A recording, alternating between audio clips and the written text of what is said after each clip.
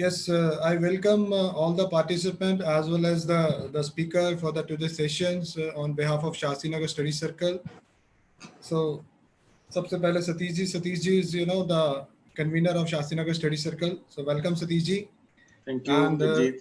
and welcome all the speakers, Advocate Manish Jain ji, Advocate Sougata Ganguly ji, and CA and come Advocate Divyanshu Agrawal ji to this platform. So today we have debarring auditors, under Section 140, subsection 5 of the Company Act 2013. This is the topic for this session, the program. And in detail, if I talk about the speaker of this session, the first Manish Jain ji, Advocate Manish Jain ji is a managing partner of JLJ Law Offices and alumni of the Faculty of Law, Delhi University and Harvard Business Schools, and having around 2 decade experience in law and specialize in white collar crimes and corporate and commercial disputes. So the next one is Advocate Sougata Ganguly ji. He's a senior partner of JLJ Law Offices, advocate in the courts of Hon'ble Supreme Court of India. And the third, but not the last, the CA as well as Advocate Divyanshu Agrawal ji, the partner of JLJ Law Offices, having experience in matters related to white collar crimes and the commercial disputes. So I again welcome, sir, all the speakers for the sessions and all the participants. So now over to Manish Jain ji. Manish ji, so please start your deliberation, sir. Ji. Thank you very much, Jagjit ji, and I am also thankful to Satish Goyal ji and the entire Shastri Nagar Study Circle as well as the CA fraternity who will be a part of the discussion today. And as what has been mentioned, I think Jagjit ji has already circulated our gist prepared by us with respect to the judgment, which will be the point of discussion today. And as we are all aware about ILNFS issue, and as far as this particular judgment, which has been recently passed by the Honorable High Court of Bombay, which was reserved on 14th of January and which was pronounced on 21st of April, whereby there are certain provisions which has been discussed at length, section 132, section 140, subsection 5 and section 212 with respect to the Companies Act 2030. And as far as 140 subsection 5 is concerned, which was a key aspect which was discussed during this in this particular judgment. Now, as far as section 140 subsection 5 is concerned, for the background, because Mr. Sougata Ganguly will be further taking up the issue, will be explaining us what is this judgment all about. So as far as section 140 is concerned, it deals about the removal and the disqualification of the auditors. And in this particular judgment, the Honorable High Court of Bombay has dealt with the constitutional validity as well as the double jeopardy contention raised by the auditors. Apart from that, the issue with respect to the investigation carried out by the SFIO, where the two major questions were discussed, that whether in the given set of facts and circumstance where the interim report was submitted, whether that can be the basis of initiating the complaint or the criminal prosecution under the under section 447 or not. That was one of the major issue which was also been discussed, and whether it is affected by the non-application of mine by the central government. As we all know, that as far as section 212 is concerned, under the 212, the SFIO investigates the complaint of fraud, which is the definition of fraud is given under section 447 of the Companies Act. Now, that particular investigation report is submitted to the central government, and the central government has the power to ask for the interim report in between. And in this particular case, the interim report was asked by the central government, which was running somewhere around 32,000 pages, annexures, and the recommendation was made by the central government within 30 hours of examination that yes, the prosecution can be made against the auditors concerned, which includes Deloitte and KPMG. So now it was really very interesting read. You know, the judgment is going somewhere around 200 pages, and yes, means the if we all know, as far as section 132 is concerned, section 132 deals with the NFRA. What is NFRA? NFRA is National Financial Reporting Authority. Now, the court has also made a distinction as far as the authority of NFRA is concerned, vis-a-vis when NCLT can intervene under section 140 subsection 5. So before going further, let me just give a brief background that what is the basic difference between NFRA and NFRA 1 section 132 and 140 subsection 5. So as far as NFRA is concerned, NFRA proceedings are can be initiated either by the suo motu cognizance by the NFRA itself or by the central government on the recommendation of the central government. But as far as the proceedings under section 140 subsection 5 is concerned, that can be suo motu by the NCLT, by the central government, or by any other person concerned. Second most important thing is the scope of proceedings. For what purpose the proceedings can be initiated. So as far as NFRA is concerned, NFRA deals with the misconduct. So misconduct, the terminology is quite wide in nature. It will include your negligence, professional negligence also, and will go to the extent of weighing the fraud. But when we talk about section 140 section 5, the application can only be filed for the purposes of fraud, that there is a prima facie case being made out against the auditors that they are involved in fraud. And once that is the scenario, only in that eventuality, this particular application under section 140 can be filed. Now, another thing is that another major difference between the NFRA proceeding and NCLT proceeding is that as far as NFRA is concerned, here the punishment will be encasted only after the offense being proved. But as far as NCLT proceedings under section 140 subsection 5 is concerned, it is merely a satisfaction with respect to the material which is available on record. So this is also one of the very interesting element which has been discussed at length by the Honorable High Court of Bombay in its judgment, which Mr. Ganguly will be taking up shortly. Now, one more important element will be the time factor, the time limit which will be taken up as far as NFRA is concerned with respect to these type of disciplinary proceedings. So as far as time limit is concerned, there is no time limit defined, as there is no time limit with respect to our criminal cases or with respect to our civil proceedings. So there is no time limit which has been mentioned. Vis-a-vis, if you talk about NCLT proceedings under section 140 subsection 5 is concerned, whenever there is a central government recommendation with respect to the same, it has to be concluded within 15 days. Going further, as far as, yes, sir?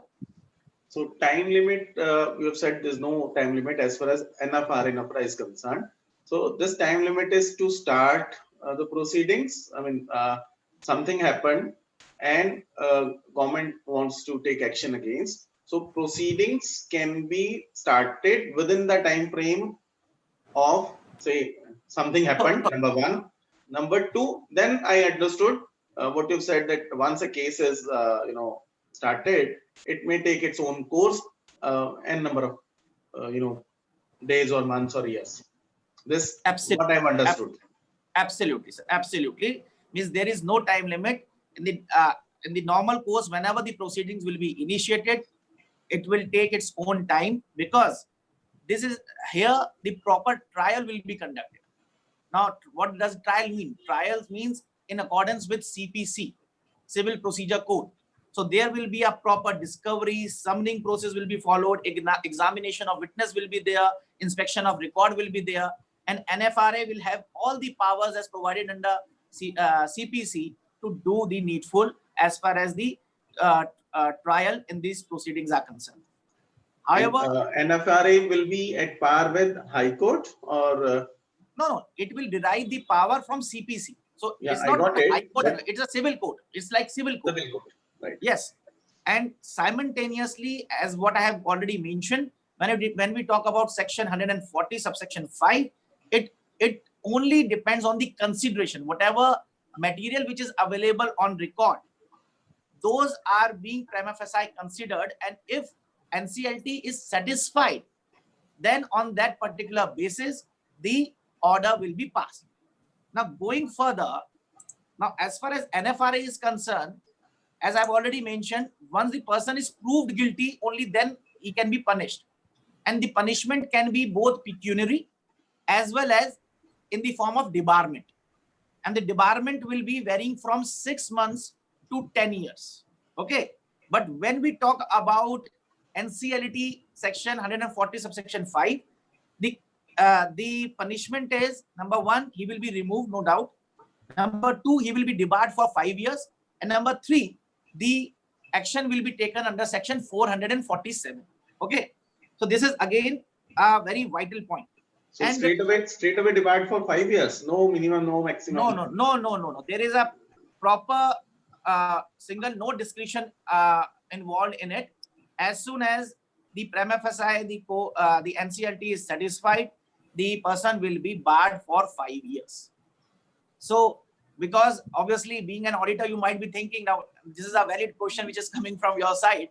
All these aspects were discussed at length as far as this judgment of Bombay High Court is concerned. And with that, Why I'm raising these questions, because all the participants are on mute. So whatever coming to my mind, and also to make this session interactive, I'm raising the query so that all members, all participants, and later on, whoever watch us on YouTube will be able to get the answer. Absolutely. And last but not the least, means there is a proper rules which has been framed, NFRA rules 2018, and one major distinction is that where, as far as 140 subsection 5 is concerned, it depends, it applies to all the auditors, okay, with respect to all the companies are concerned. Okay. Now, as far as Public or private, both? yes, everybody. Okay. So as far as the rule 3 of NFRA is concerned, that speaks and including government auditors also, government corporate auditors? Everybody. Right. Now, as far as rule 3 of NFRA is concerned, it specify a list that what all companies can be included in that. I will not be wasting much of your time just going into the description, but then there is a restriction with respect to the procedures of NFRA. It is not that any company can be taken up. There are pecuniary limit attached, paid up on account of turnover, on account of paid up share capital, and various other factors. Okay. So with that, now I will just request Mr. Ganguly to basically give the highlight and the gist with respect to this particular judgment, and which is into 2 parts. Number 1 is dealing with the debarment issue under section 140, and the other side is the investigation under section 212 subsection 14 and 15. Mr. Ganguly. Yeah, before Mr. Ganguly start, so sorry interrupting in between. So we would also like to know what are the limits, like in terms of turnover, in terms of paid up capital and all. It would be So as far as the rule 3 is concerned, so all the listed companies will be covering up. Okay. Other than that, unlisted company where the paid up share capital is 500 crore plus, and or the turnover, annual turnover is somewhere around 100 crore plus. Apart from that, the insurance companies, the banking companies, etc., will also be included. Apart from that, now this is something like central government will take the leverage of it, that central government, if recommends, irrespective of the any pecuniary limit or any shareholding limit, central government in public interest can recommend the to initiate the proceedings against the auditor through the NFR. So these are the certain limits which has been prescribed under Rule 3.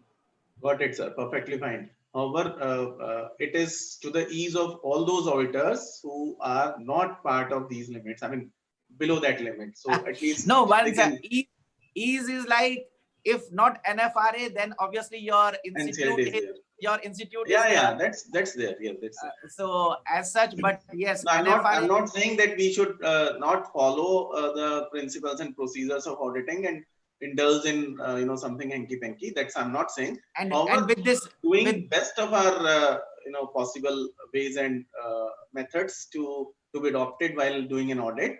Sometimes some errors may occur. Maybe at times we feel that it is not material, but it might ultimately turn up to be material.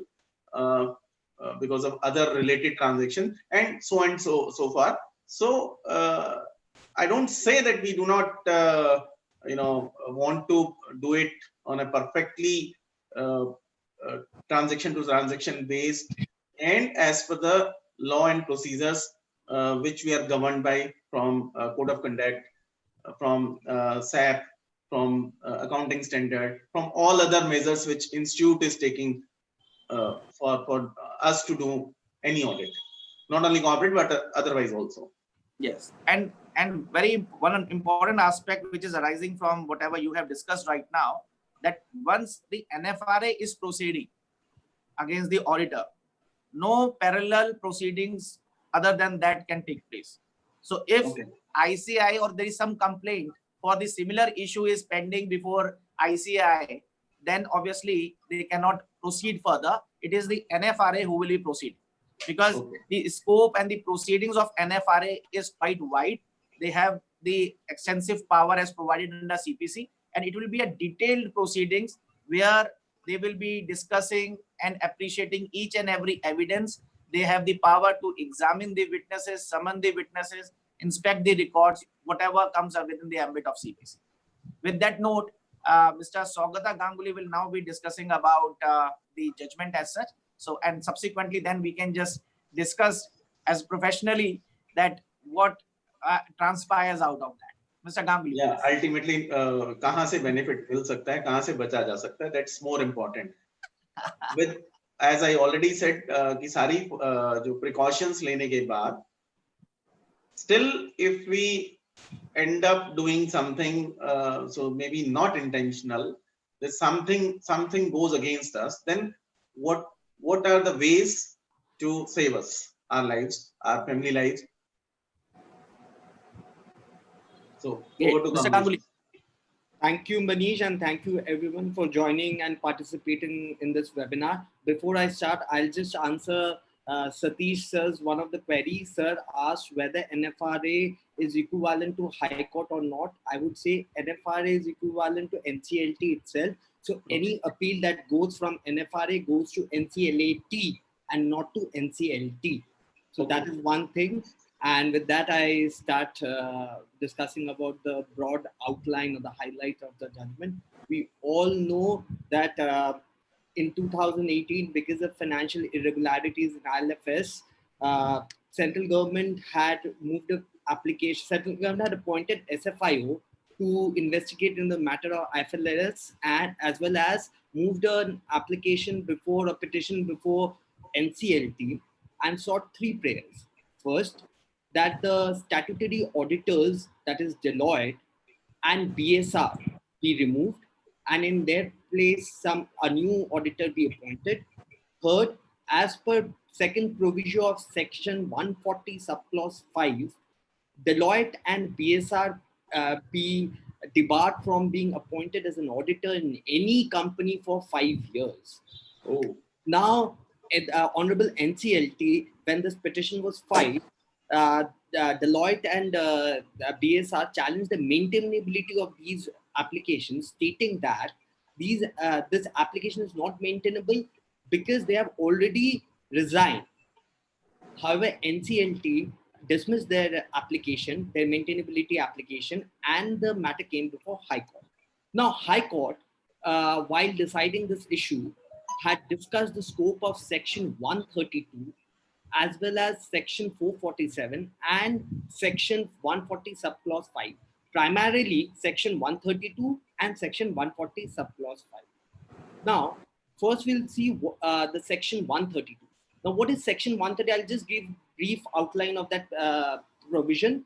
Section 132 constitutes a central government under section 132 constitutes National Financing Reporting Authority to deal with the matters related to auditing and standards, and further gives power to the it has power to investigate into the matter suo moto or a reference by central government on any misconduct committed by any member of CA or the or auditor or any registered member of the CA Act.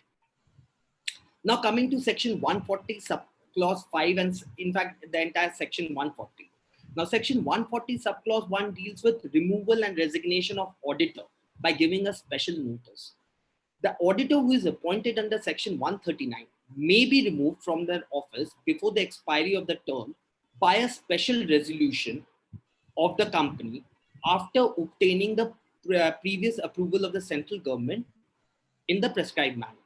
Now, subsection 5, which is the prime section, it talks about that the tribunal suo moto or on an application made by the central government or by any person concerned, if it is satisfied that the auditor of the company, whether directly or indirectly, was involved in a or colluded or was involved in some fraud in the company, then it may order or direct the company to remove the auditor or change the auditor. Now, the proviso 1 says that moment this application is preferred, the tribunal has to pass this order within 15 days and appoint a new auditor. Proviso 2 says that moment such a final order is passed by the tribunal, the auditor is debarred for 5 years from being appointed in any other company, and therefore he shall also be liable for an action under section 447. Now, this is the section. Now, what was the question before the High Court? The question before the High Court was, when there is a separate section, that is section 132 under Companies Act to deal with the professional misconduct of the auditor, is section 140 subclause 5, does this section 140 subclause 5 give power to NCLT to also proceed against the auditors for professional misconduct? If yes, then whether it is double jeopardy or not. And if it is a double jeopardy, whether this section is unconstitutional or not.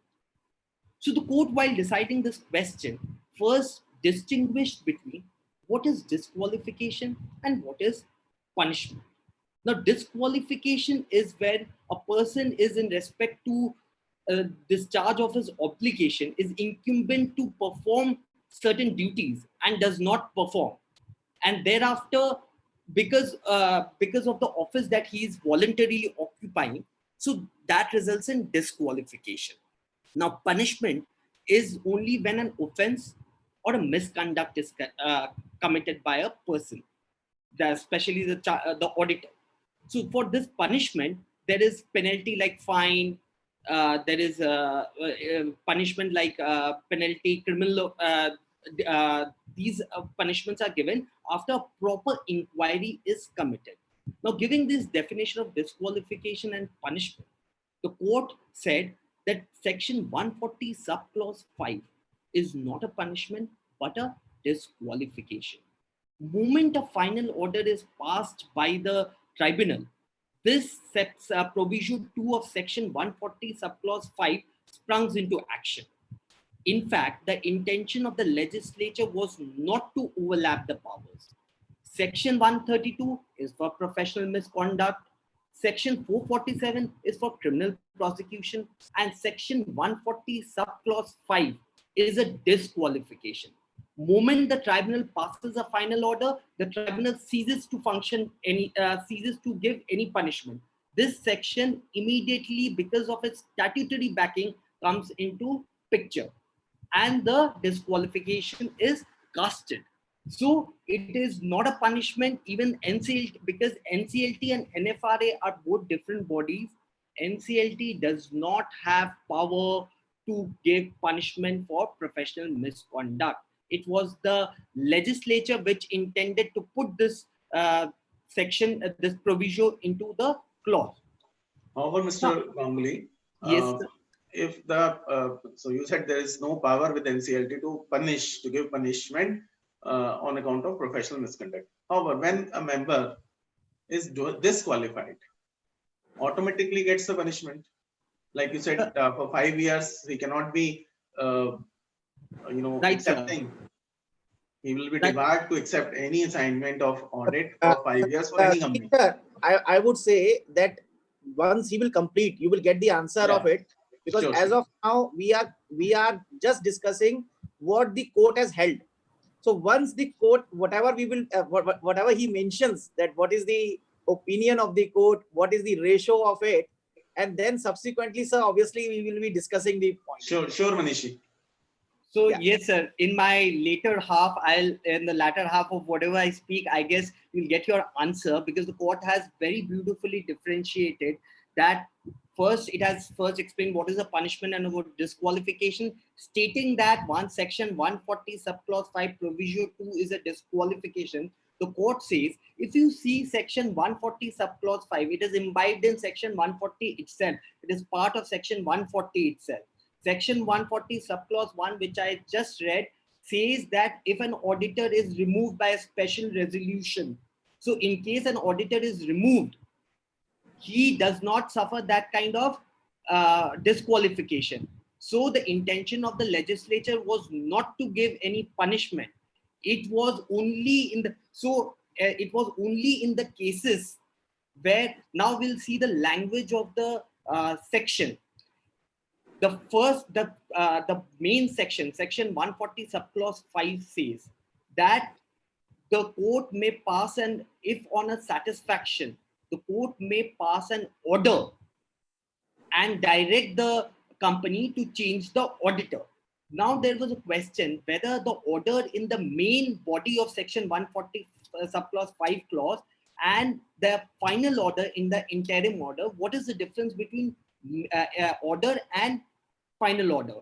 Whether the first order in the main body of section 145 will be taken as interim order, and in that respect the provision 2 will be taken as final order or not. The court said it was only an order.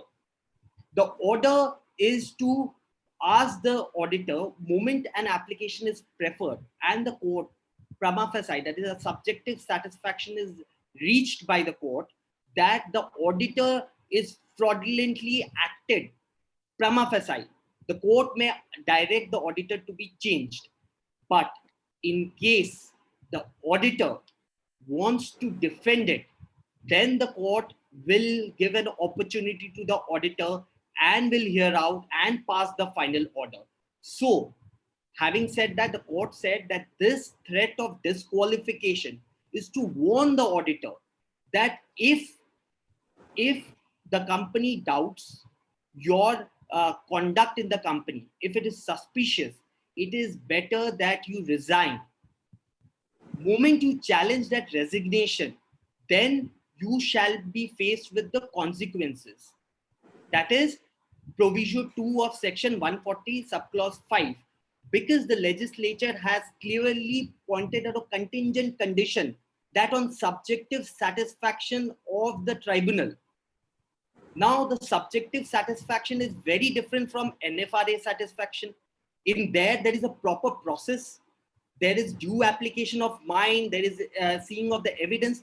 This subjective satisfaction is not of that high degree. It is only prima facie. So the court said the wisdom of the legislature as to why this contingent of subjective satisfaction, the satisfaction of NCLT was put, was never questioned before it. However, the court said they could gather the intention, that the intent of the legislature was to give a threat to the threat of disqualification to the auditor, that in case the company does not repose confidence in you and find you suspicious, it is better that you resign and do not face this threat. It is only after granting you an opportunity to be heard that the court will pass a final order. And That's why they say that it is casted on a superior authority like NCLT to pass, to get a subjective satisfaction whether the auditor is responsible or not. So that is the thing, the subject. So then the court said that this is an added disqualification to an auditor because he had voluntarily accepted himself to be the statutory auditor. So he has to be ready for this additional disqualification. It is not a punishment, because in a punishment, the court has discretion, or any other body has discretion to either reduce the quantum of punishment or to not exercise that punishment. But here, NCLT does not have the power to, does not have discretion to reduce the punishment, because it is written in the statutory mandate. It is a statutory mandate. So that's why NCLT does not have power. No matter NCLT constituted under section 408 has the power to call witnesses, has the power to call for records, but that issuing of records, calling witnesses are only to the extent of reaching the subjective satisfaction. Further, the court also pointed out, if the person is disqualified under section 140 subclause 5 proviso 2 and is debarred, it will not stop from him being not pursued under section 132 or section 447. So in this background, what is understood is that section 140 subclause, further, one more thing, I'm sorry, I just missed. It is not necessary that NCLT has to pass an order, because the language used in section 140 subclause 5 is may. The tribunal may pass an order. May cannot be read as shall, which Honorable NCLT in this particular case had read it as shall, which Bombay High Court deferred and said that when it is written that NCLT tribunal may pass an order, does not mean it shall pass an order. It is a possibility that the tribunal may not pass an order. So the background has to be construed that not in all cases NCLT is supposed, or tribunal is supposed to pass an order only, and first they give an opportunity to the chartered accountant or auditor to resign. If they agree, fine. If they do not and want to defend it, it is only then that the tribunal passes a final order after hearing the chartered accountant. So they have to be very careful that when they question it, they have to be also be ready for the consequences. So that was the intent of the legislature. However, his wisdom was not questioned before Bombay High Court. Also, so in this way, the court, which means if there is a case, if something happened and auditor has to face NCLT, he or she does not have any option except to resign, because ultimately he or she has to face the consequences. So, sir, if you see that this particular provision, section 140 subsection 5, this provision is purely related to the situation of fraud. okay, where any of the person concerned who is privy to the affairs of the company, maybe, okay, or maybe the central government, as in this case, or maybe NCLT suo motu. If any of the authority or the person concerned is of the view there is some fraud which has been played by the auditor, then obviously in the interest of public also and otherwise also, it will be better that this auditor may be removed. Okay. So therefore, application is fine. Now, if prima facie the NCLT considers the averments and all, whatever is mentioned, okay, now by that time, the opportunity is that you may not get into that particular tussle, because as such, auditing the books of account is nothing like a matter of right. Okay, it is a duty which has been encasted under the law to give a transparent picture with respect to the books of accounts by an independent authority. So auditor being so, if auditor said no, no, no, I am so and so, I am okay, this and that, how can you do this, I will be continuing with it, and he is pressing for that, and subsequently on record the NCLT is satisfied that yes, there is a element of fraud, then the consequences as mentioned under section 140 subsection 5 will follow. Okay. But this leverage has been given that if you withdraw yourself, if you get, because the element, the first and foremost element is that this application is filed predominantly for the purpose of removal. If the person is removed already by virtue of casual vacancy, or you yourself has resigned, resignation is nothing but a casual vacancy. You know, you are creating a casual vacancy by resigning. So if you are resigning yourself, then the applicability of section 140 subsection 5 will not be there, because the first line is, the first step is removal, and once the court is satisfied on the element of fraud and is removing it for the purpose of removal, then only he can be taken up for the purposes of debarment and reference for section 447 proceedings. So here, if the person himself has resigned as soon as the application is filed, as in this case, the application, Deloitte has already, by virtue of rotation, he has, the Deloitte has, resigned. Means his tenure, its tenure was over. But as far as the other auditor was concerned, they resigned immediately once the application was filed. So here they got this benefit, and this is what the interpretation of the Honorable High Court of Bombay is concerned. We are not getting, because as of now, this particular, to the best of our knowledge, it has not been challenged.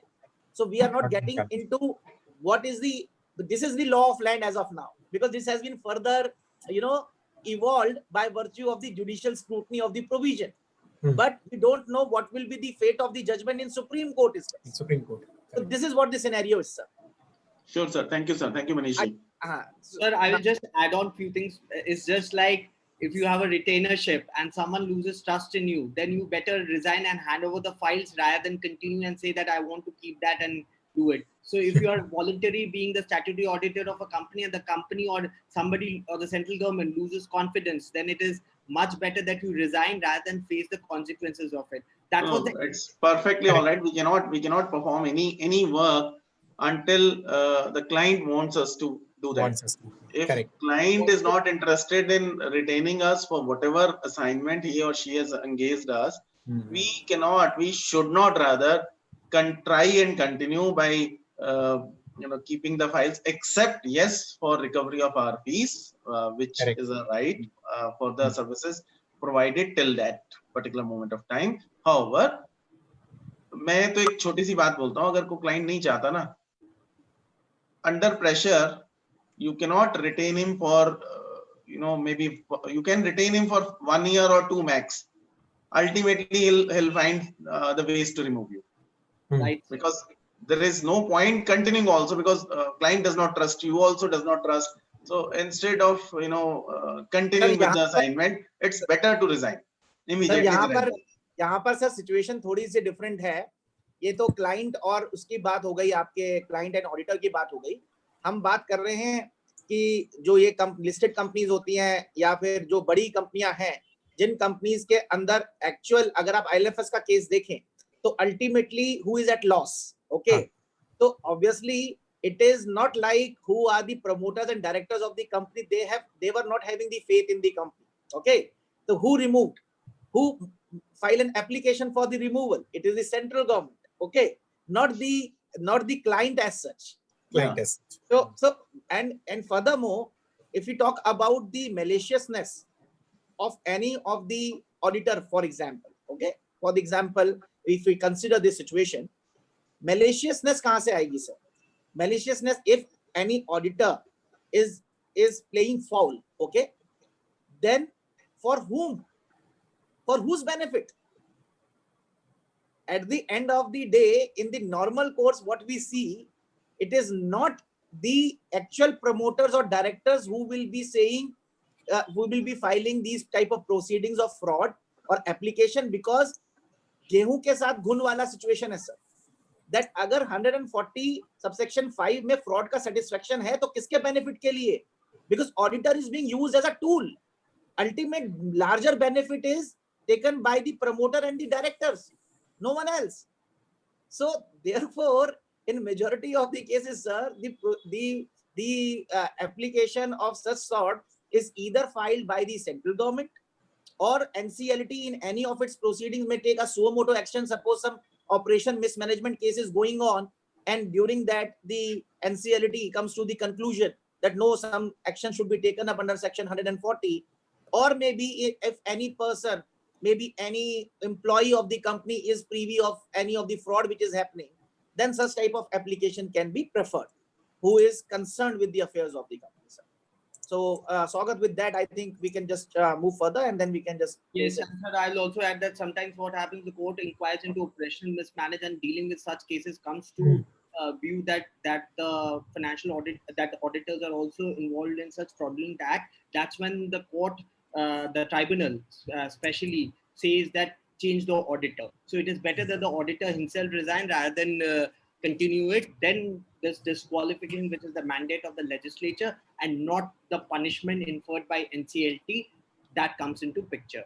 So having said that, the court finally came to the conclusion that section 132, section 447, section 140, subclause 5, provision 2, all three are different. One, they do not overlap each other. 140 subclause 5 is a disqualification and is always asked the auditors with the higher model values to resign and not continue once the company loses its confidence. And the second thing, even if he retires or even if he's removed, he can still be proceeded under section 132 for professional misconduct in relation to fraud, and a criminal prosecution under section 447. So the court held that the section is not unconstitutional. They do not cast double jeopardy because it is a disqualification, not a punishment. So that question was dealt. Now we move to the second section, that is the SFIO report, on which was quashed by Bombay High Court against the auditors. Especially for that, I'll just give the highlights of the sections. Central government again constitutes the officers to investigate in the matters of the corporate affairs. For these SFIO officers are the experts from various backgrounds, and they are supposed to, whenever central government seeks, they are supposed to provide an interim report. Finally, after investigation, they are supposed to give a investigating report on which could be obtained by the person concerned from by moving an application in the appropriate court for the copy of that report. Once that report is supplied to central government, the central government applies its mind, takes legal advice, and then issues a direction for filing of the prosecution to SFIO. And once that direction is received, the SFIO files that report before the concerned magistrate court, the special court, and it is treated as the report based on which charges are framed as per section 173 of CRPC. Now, the question that came before the court was that what is an interim report? What is a final report? The court answered that what is an interim report and what is the difference? Because interim is used in one of the sections, that when central government calls for a report for understanding the case.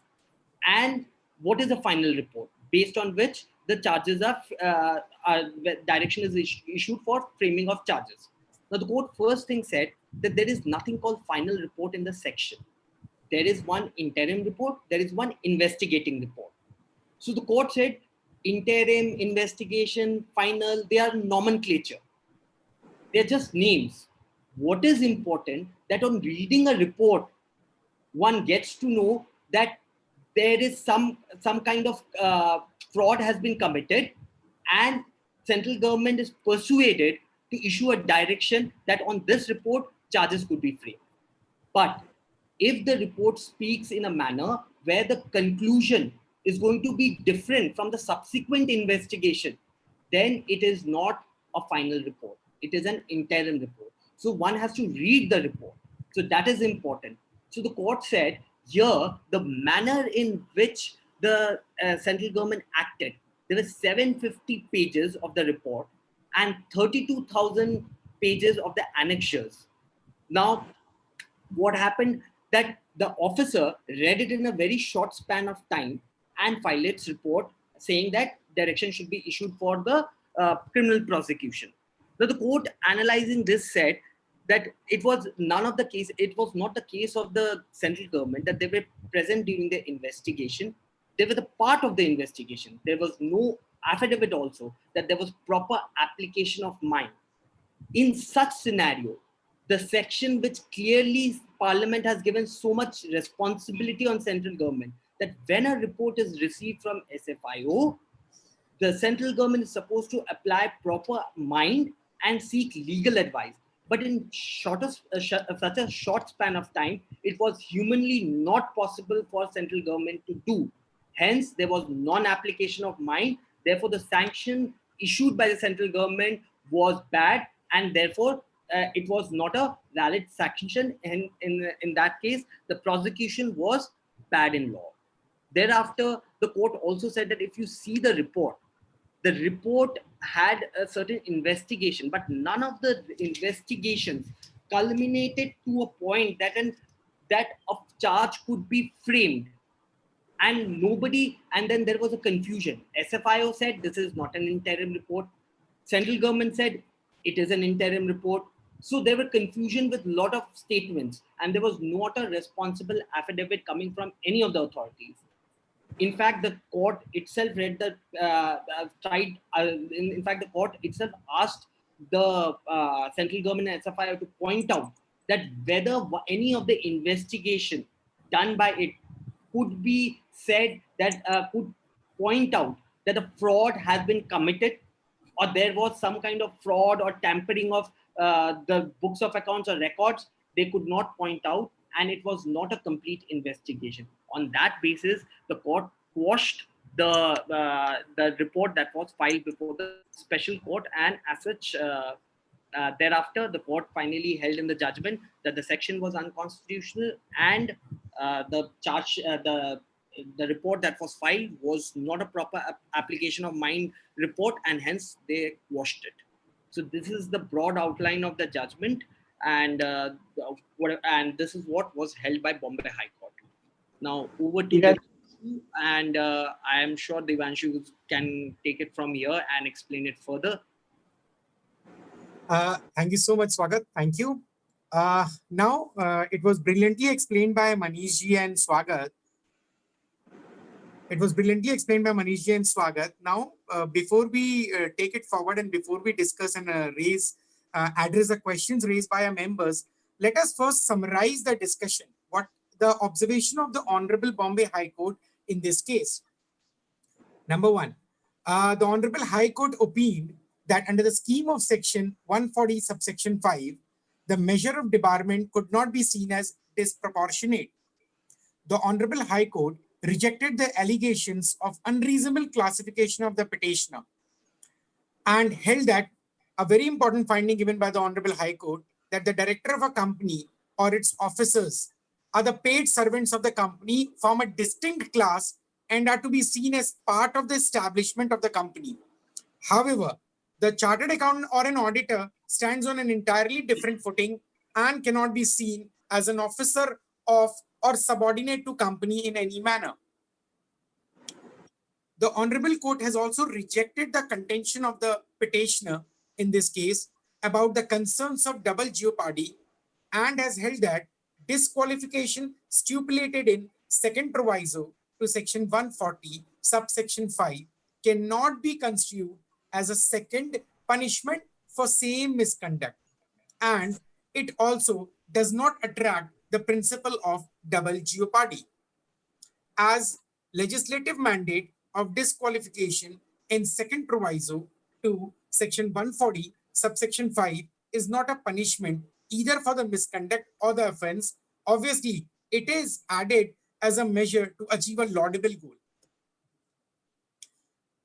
The Honorable Court has held that when the company proposes to pass a special resolution for removing its auditor under Section 140, subsection 1, the CA can put it by putting in a resignation. This was the finding, this was the observation of the court.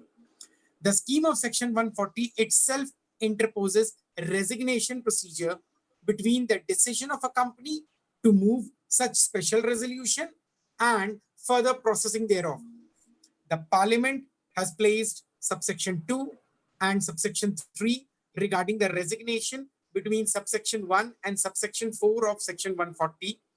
And there is nothing in law to demonstrate that the auditor against whom the special resolution of removal is initiated cannot resign. Such resignation does not lead to any debarment or disqualification in his practice as a CA. The Honorable High Court has also has also held that when a chartered accountant defraud a company, but have, very important observation, but have completed their term and left, they could not be charged. Therefore, they were not amenable to Section 140, subsection 5. They can be tried for professional misconduct under Section 132 or under the Chartered Accountants Act. Now, in regard to SFIU proceeding, the Honorable Court has held that as far as the issue of prosecution sanction was concerned, the court observed that given the voluminous nature of the SFIO note and the report, it appeared highly improbable that the same was considered within 30 hours. The processing note would not absolve the concerned officer of his obligation to apply mind personally and therefore verify the correctness of the appreciation in the processing note itself.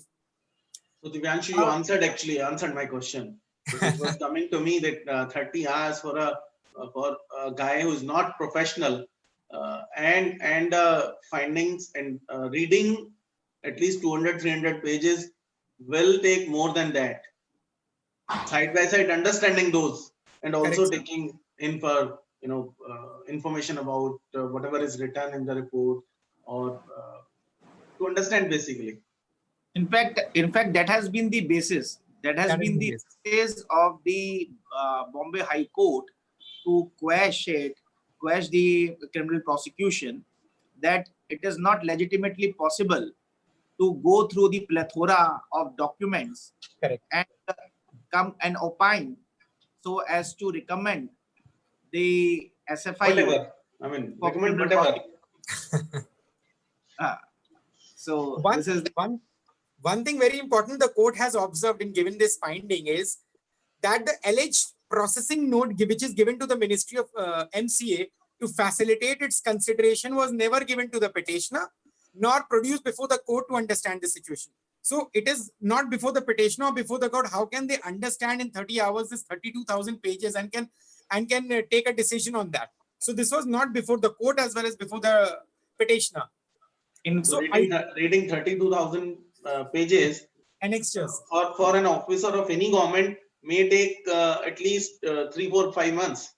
And further interesting aspect to add to that was that the court means giving one more chance to the respondent. Government asked the concerned counsel that point out, as what Sougata has mentioned, that please point out those areas where you have concluded in your report that these, because of such and such acts and deeds committed by the auditor, they have been charged. You are recommending the prosecution because of so and so reasons. So they were not speaking recommendation should be there, not just recommending. So they were not in a position to point it out that because obviously this particular case was filed much before and subsequently too much of time has been taken up. During that also means when you are going to the court, you are preparing with your all contentions, you are preparing thoroughly as far as your arguments are concerned, the report as such is concerned. Even then they were not in a position to point out that these are the reasons why we are recommending. So even at that point of time, the court has basically quashed the criminal prosecution on 2 counts. One is the non-application of mine, that 30 hours concept of appreciating 32,000 papers. And second aspect was that even asking again in the court that please tell us. Because which page you have referred to, what you read and found out, this particular noting on this 32,000 pages made you understand that this kind of recommendation is necessary to go. Also, because if what I consider that if the lawyer of the respondent would have mentioned at that point of time, because as what Sougata has mentioned about the judgment, correct, court has not gone into the aspect of interim or final report. Okay, irrespective of interim, if at all it is containing certain crucial facts which leads to the commission of the offense, then that may be good enough. So at that point of time, if lawyer would have been able to answer the query of the court, I think the judgment maybe at that point of time may be different. But it was not, because on both the counts there was a failure on the part of the respondent. No, in fact, Manish, if I will just point out that even in the section itself, as I have already pointed out, that there is a superior responsibility on the central government that whenever a report is given, he has to apply proper application of mind and seek legal advice. It was humanly not possible in such a short span of time to get that. In fact, it was not the case of the government that they said that the officer who had given that mind, he was a part of the investigating team. He was all throughout there. There was no responsible affidavit from any end saying that there was a proper application of mind. So, Absolutely, Sougata. But now we are getting, Jagjeet, we are getting into a discussion mode, and even the partners can dissent. I have one point in my mind actually. In a very short time period, like 30 hours. So we have to read such a huge judgment, the order, and we have to understand with the proper interpretation. So interpretation is very important. Like in the short period, if you are reading more than 100 pages or 400 pages, 500 pages, so what will happen with the interpretation? So automatically we will go here and there. So it's very difficult. It's very difficult. So Sir, that is what Sougata has pointed out. As far as the provision itself is concerned, it should be read and executed in letter and spirit. It should not be taken up just as a provision per se, which has no realistic meaning involved. So when it comes to 32,000 pages and 7,750 pages report, and then you are dealing with the matter, though all the auditors are same, but when we are talking about the matter of grave concern, which involves public interest as such, now in that scenario, one should not take that situation lightly. Whatever you are recommending, it becomes the utmost duty of the government to basically deal with it very candidly in an appropriate manner, interpreting all the aspects. And not only this, means like what means irrespective of that, the government was having enough time to prepare on that. For example, means in this case, though the recommendation was there and subsequently the matter was taken up in writ petition. And the writ petition was also pending for some time. Okay. Now, during that time also, and they were knowing what all are the grounds on which this particular writ petition has been filed. Even then, the government has not gone through, or maybe if at all has gone through, was not in a position to point out the relevant areas which shows the reasons why they are implicating or why they are recommending the prosecution against the auditors. So that was also very interesting point, that despite of having so much of time, it's not like now 30 hours, because this petition, I think, was pending for many months. So they were having too much of time. Acha, one more thing. Nothing was much coming from the order, but yes, there was no pleading from the respondent side that the officer or the authority who acted on behalf of the central government was already associated with the investigation and hence was in a position to appreciate the SFIO report. That I being involved into investigation, I am aware about all the facts. So the officer who is preparing a processing note, I'm helping him in understanding the transaction. There was nothing which was a pleading coming from the respondent side. So take an example, if Manish is preparing a processing note, probably he's not involved into investigation. It is not possible for him to understand these so many pages in 30 hours. But I being involved into investigation, if I file my affidavit, yes, I being associated with Manish Jain, I assisted him in understanding the things, then it might be possible. But there was no such affidavit from the respondent side and no pleading from the respondent side also. So how can a new person understand this report and can apply his mind and deliver it in 30 hours?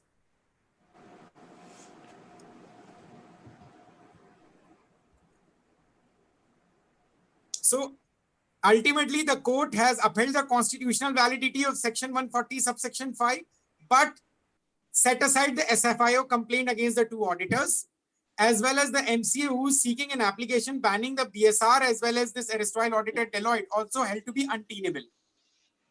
And final conclusion of the court was the interim order which they have passed, we should continue for another 8 weeks. And they have given a direction of quashing the sanction to prosecute the auditors, which shall remain state. So till date, as Manish has rightly pointed out earlier also, said we are not aware whether they have filed anything against this order before the Honorable Supreme Court or not. Nothing is actually aware. We have checked from our side on the website, but we are not able to trace any document whether they have moved an appeal against this dismissal or writ petition or not.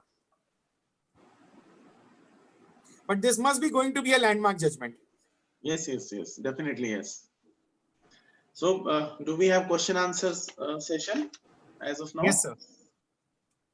So, what I'm doing is I'm unmuting all the participants, and if they want to have any questions, and with a request that if there is a noise at your place, please mute yourself. So, any member, any participant having any question can raise. I've unmuted all.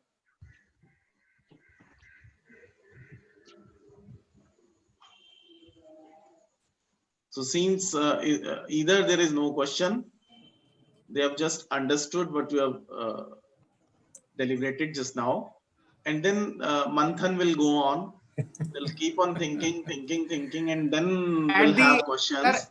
At the end of the day, the judgment which we have discussed today is means all the more in favor of auditors. Auditors, yes. And I think all the auditors are keeping their fingers crossed that it may not be challenged, or if at all it is being challenged, that it should the Honorable Supreme Court should uphold the judgment of the Honorable Bombay High Court.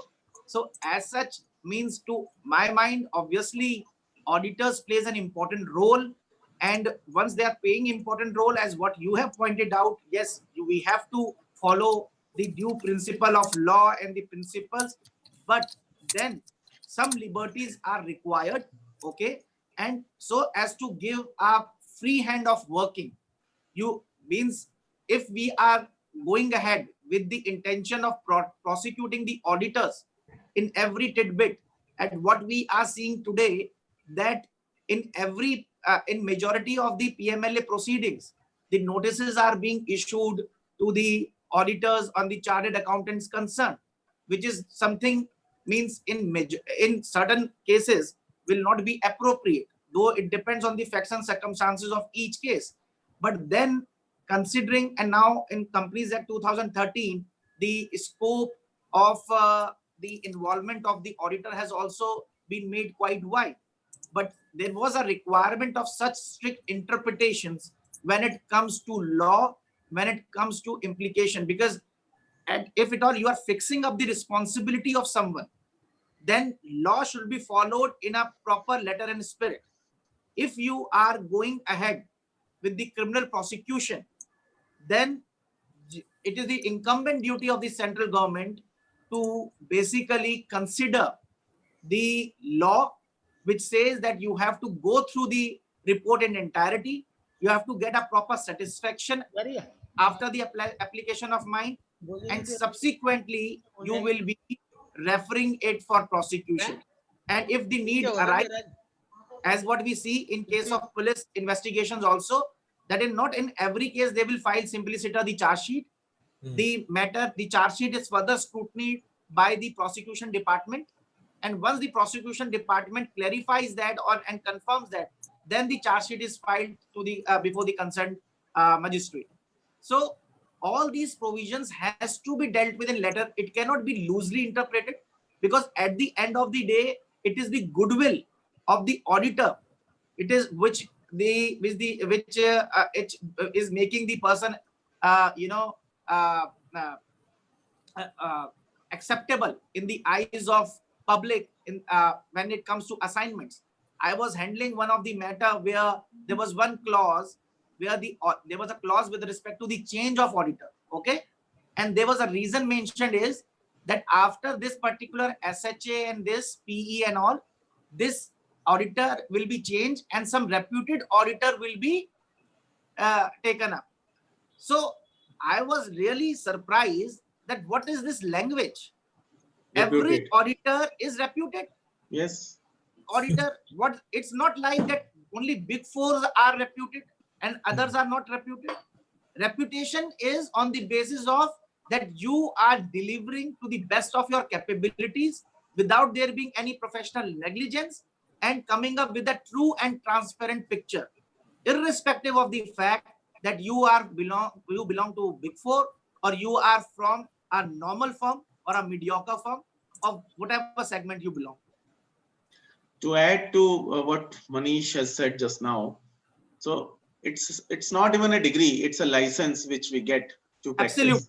Absolutely. And it is very difficult to get this license, and it is very close to that license or degree, whatever name you may call, is close to the heart of all chartered accountants, because it is bread and butter of not only themselves but their family as well. And I don't think even 0.0001% of the chartered accountants acts fraudulently.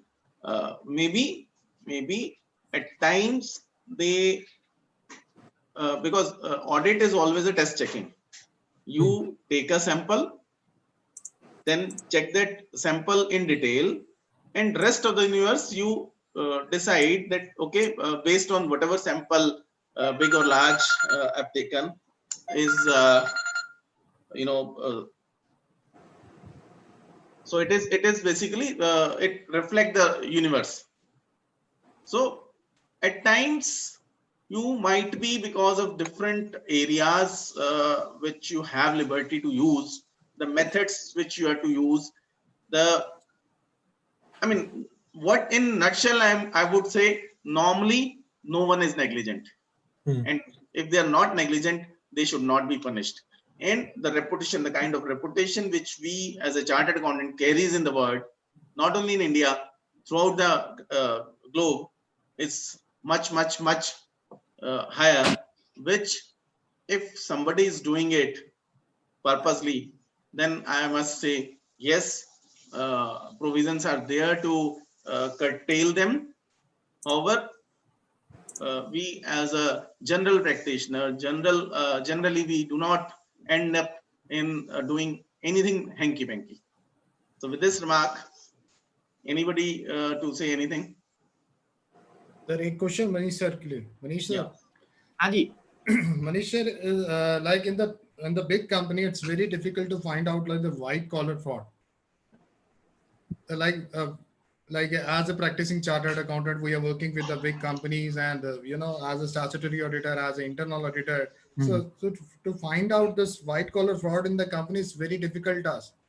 And we have applied, suppose we have applied all the professional judgment during this audit, and we are not able to find out this white collar fraud, which is the planning they are maintaining, like that management part. Management is managing everything related to the which Ajit is trying to say. Yes, they have the plan. The top management doing that. Even at the bottom level, the employee of the company, the accounts department, they are not aware about what is happening at the top of the management. Even the auditor is not concerned and not able to find out that. So in that case, will this section 140 subsection 5 of Company Act will applicable? If applicable, and the auditor found the guilty of professional misconduct, then how we can the help to that professional? Look, as far as, again, I will just repeat, Section 140 subsection 5 speaks about the fraud. Okay. Yes. The satisfaction element has to be there. Now, it will not be as soon as you resign. Okay. As soon Yes. as you resign, Yes. Yes. this provision will not be made applicable. As far as section 140 subsection 5 is concerned. So, if at all somebody is pinning up, pinpointing with respect to is not comfortable or whatever, then you have to take a judgment on this, that whether you want to question it or you want to get out of it. Okay. If you are 101% sure, if you are 101, my advice is if you are 101% sure, Yes. then you may move ahead. No problems. Because at the end of the day, that satisfaction is obviously principle of natural justice has to be followed. It is not like that under section 140 subsection 5, the auditor will not be heard.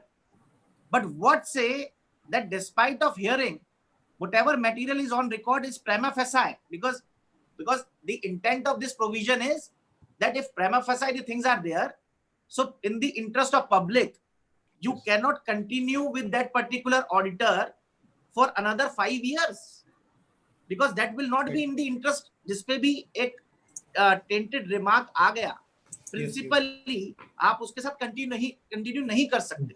Definitely. So the element is कि as far as 140 is concerned, यहाँ पे तो आपके लिए proper benefit दिया गया है कि आप जैसे ही resign करते हैं, you are out of the ambit of it. Correct. Okay. As soon as this application is filed or you have any sort of apprehension that somebody is playing foul or somebody is planning to trap you, irrespective of the fact that there is no involvement from your side, you may resign. Number one. And if we talk about the proper proceedings of 447, how to deal with that, then obviously the involvement, look, involvement in the crime is one aspect. Okay. Maybe prima facie involvement is there. Maybe once the FIR is being registered or the investigation is being carried out. Now here, the SFIO is doing it. Now SFIO, it is SFIO prerogative. Even they will be arresting you, arresting the concerned auditor only when they come to the satisfaction that yes, there is some involvement, and there will be, once we will be arresting them, then we will get some further knowledge out of it, which will be material enough for the facts and circumstance of the case. Okay.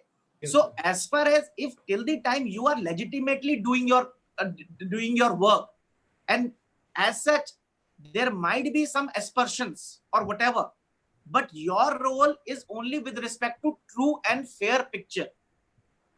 True and fair picture based on the information which has been placed before you. Correct. So obviously you have to follow the due and proper protocol, because this is what is called auditing negligence as medical negligence. Okay. And because one very important thing is to have a proper management representation letter from the client. Yeah, Sougata. MR is fine. MR is fine. They are providing MR to the auditor. Yes, you know what they are mentioning in the management representation. They are mentioning everything is fine. So if we are getting the MR from the management, we cannot say yes, we are free. We are free from the outcome. Maybe I signed one balance sheet 2 years back, and there was a white collar. Yes, Manish. Jagjeet ji, to add on as what I have already mentioned, and that is quite vital.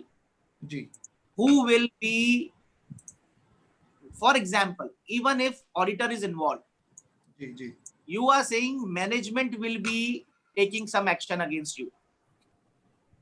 Auditor independently cannot do any fraud. Yes. Auditor is always used in majority of the cases. Auditor is used as a tool. But for the better benefit or major benefit of whom? Of the management only. Management only. Promoters and the benefit. They are getting the benefit. If at all they are causing prejudice or jeopardizing the auditor's element without there being any rhyme and reason, ultimately वो अपनी कब्र खुद ही खोद रहे. Because one thing, that if you see the provision section 140 subclause 5, which I've also mentioned, that not in all cases NCLT is supposed to pass. The word is may. Yes, you have used the word may, It not shall. is not shall. It could be challenging. Yes. And the second thing is the provision 141, 142, 143, where the resignation, how resignation is to be given by the auditor. These mandates have been made compulsorily so that the auditors are not puppets in the hand of shareholder and directors. So they have to be present in the board meeting, so all these things have been made to safeguard auditors in a better way.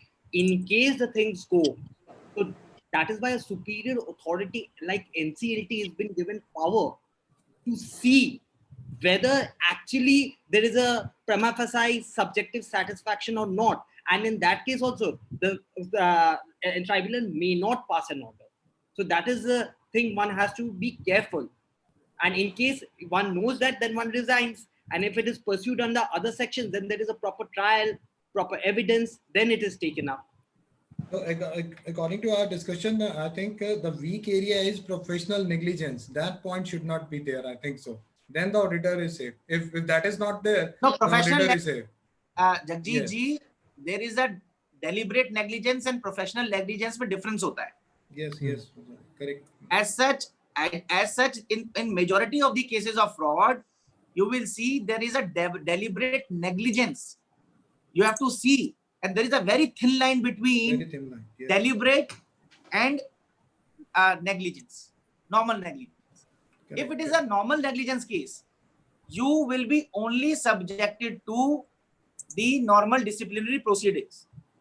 But if at all it is not a normal negligence, a professional, but a deliberate, willful negligence so as to give favor to someone, then this is nothing but a fraud, and the process of law will follow. Equally liable. Thank you. Very well said, sir. और एक और भी बात है ना, वो जो law में कहते हैं कि एक बेगुनाह को सजा नहीं होनी चाहिए, भले उसके लिए 10 गुनहगार छोड़ने पड़े. सही है. बिल्कुल. So with this, thanks everyone. Yeah, please. Thank you, sir. Thank you, sir. Thank you, Manishi. Thank you, Divyanshu. Thank you, Sougata. And thanks all the participants. Jagjeet ji for being here. And thanks all the speakers for being on board here. And please also share your mobile number so that if somebody wants to, contact. Definitely, Satish ji. Sure, sir. We have such an interactive, good session where we not only say the academic thing or just read the law, but you made it very interesting in a way, the way you pointed out the key points, and you all were able to understand. In fact, while speaking, while answering those questions, we were also able to put the thing across to also people who were listening and just not listening, but also understanding the provision. We even otherwise love to be grilled. It was not only professional discussion, it was the healthy discussion also. Right, sir. Right. And future also, Jagjeet ji, whenever any such judgment of vital importance which concerns all professionals like us, chartered accountants, company secretaries, lawyers, we will be always ready and willing to participate and to have a good, healthy discussion that what else can be added to the system. Yes, sir. We are looking forward. Thank you, Manishi. Can you quickly share your mobile number? Our all numbers are with Jagjeet sir, so you can take it from Jagjeet sir.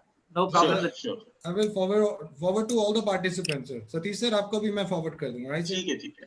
Thank you everyone. Thank you so much, sir. Thank you very much.